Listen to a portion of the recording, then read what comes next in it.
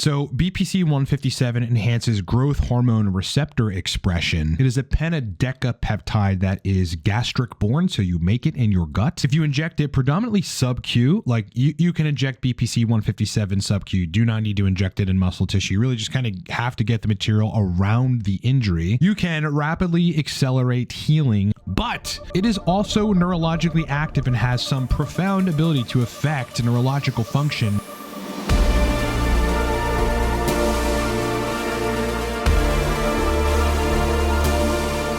All right, so we're going to get into that. On this channel, we talk about nootropics, TRT, biohacking, male performance, host of other things. Please subscribe to the channel because, hey, bro, I know you're going to love the content. So just hit the sub button now. And look, bro, you either owe me your like or you don't owe me a like. And it depends on if you get this right. So pick it, heads or tails. I'm going to flip this coin and we'll see if you get it right. All right, it landed on tails. So if you pick tails, move on, you're good to go. But if you picked heads, you got it wrong and you owe your boy a like.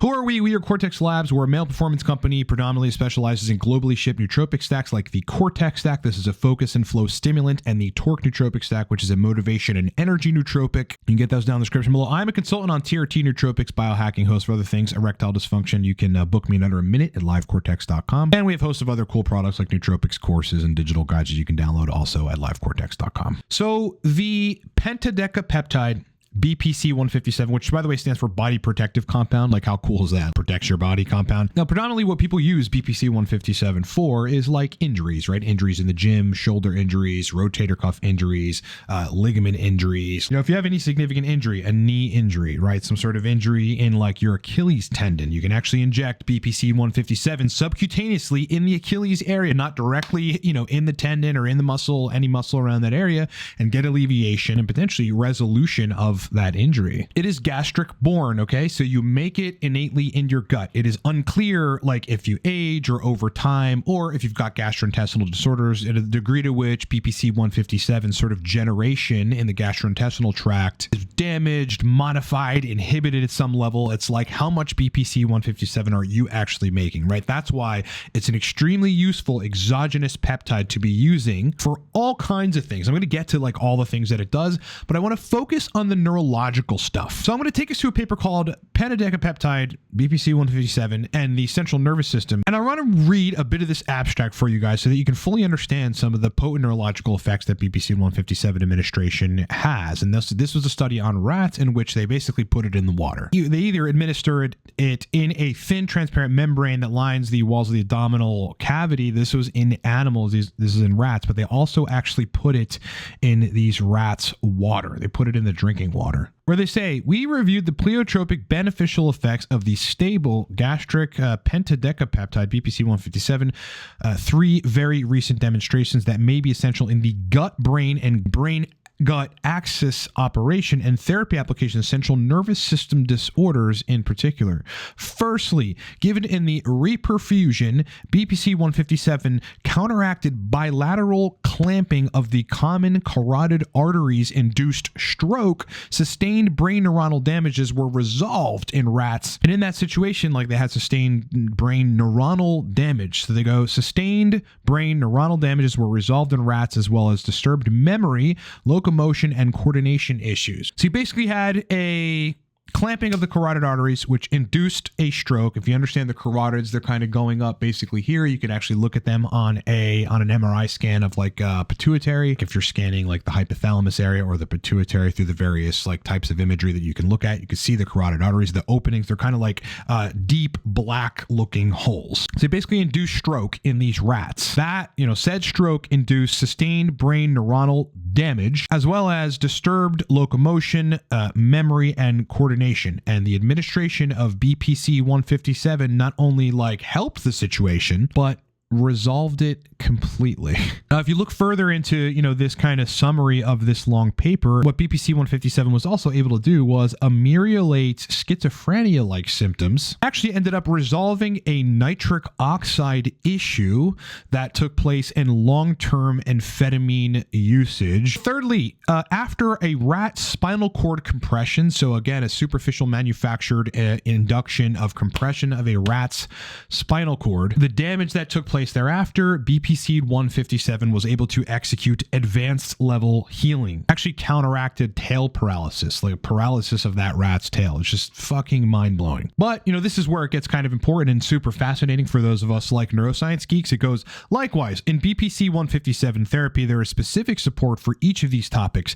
Counteracted encephalopathies, alleviated vascular occlusion disturbances, which is effectively stroke, counteracted dopamine disturbances, it counteracted dopamine receptor blockade, receptor supersensitivity development, or receptor activation over-release, nigrostriatal damage. This is damage in the nigrostriatal, the striatum of the brain. And again, nitric oxide system disturbances. Let's take one of the main themes. BPC-157 has the ability to restore nitric oxide function, whether it's, you know, fixing nitric oxide synthase or enhancing nitric oxide signaling in some other capacity that is not being elucidated here. Executed or induced inflammation reduction. Okay, nerve recovery, in addition to alleviated homeostasis and vessels function after compression, after this spinal cord injury. And a good degree of those disturbances were fully resolved. Now, so let's just step back a second and like, it's like, well, how are they administering that? Again, this is given basically in the GI tract, right? Whether it was the stomach itself or the intestines, but, you know, they're injecting in this thin transparent membrane that lines the walls of the abdominal cavity. And this is basically where you're looking at, you know, the injection site somewhere around there, you know, in a rat model. But at the same time, they put it in the drinking water, right? So they were consuming it orally. BPC-157 can be consumed orally. It can be consumed intranasally, and it can be injected on site. So as far as like, you know, getting beneficial effects on dopamine receptor blockade, like maybe you've taken kratom or you took it for a long time, or, you know, some other condition-induced high levels of prolactin for a consistent period of time, which I know from personal experience, you know, induces some sort of blockade of regular hypothalamic dopamine function, which is not good for sexual function and a host of other things. So, you know, if you're wanting to use it for that, if you're wanting to use it for generalized brain fog and you can't really figure out what's going on, potentially there's a cerebral blood flow issue that could be alleviated or resolved with BPC-157. You know, in those cases, you could take it intranasally or you could dose it orally. There's absolutely a fucking, is it a fruit fly? What is that? I will wait. I'll wait. I'll wait for you. I'll wait for it to come back. I'll just clap him. Just clap him. Fucking shithead. So that's how you would want to dose it in those cases. Now, I can't really say in terms of efficacy which is better, to be dosing it orally or to be dosing it intranasally. If you're trying to get neurological benefits like increased blood flow to potentially repair some damaged neurons, to aid in some sort of dopaminergic dysfunction at the receptor side. But what I would wager, just from looking at all the scientific literature, the research, dealing with clients, as well as reading a good degree of the Reddit anecdotals, is that both intranasal and oral administration of BPC-157 is going to be effective for those things. So that's basically the bottom line with, you know, neurological stuff. BPC-157 is not just an injury healing, a ligament healing, you know, you tear your rotator cuff, you burn some muscle, something is in pain and you've got to resolve it type of peptide. It also has restorative properties of neurological function, cerebral function, blood flow, dopamine action, nitric oxide synthesis, and hosts of other things, which is really awesome. Okay, so stepping back, yeah, generally we know it as the body protective compound. Inject it on site or somewhere if you have an injury. And yes, that's very effective. I don't know the degree to which, you know, oral or intranasal BPC-157 is effective for on-site injury. What you would probably want to do in an injury case is after you have like reconstituted the solution, and you've got to take bacteriostatic water and inject it and reconstitute it into that powder to make it a liquid. You know, you're looking at anywhere from 250 to, on the very high end, 750 micrograms a day injection on site to get alleviation from issues, potentially resolve problems. But it's like you can inject BPC-157 subcutaneously. Okay, there's a lot of anti-aging clinics, like highly advanced MDs, that are doing it that way and seeing great results, whether it's a tendon issue, a ligament issue on your ankle or something. Yeah, I mean, you can inject BPC-157 in the subcutaneous tissue around the area. This is the type of peptide that after injection,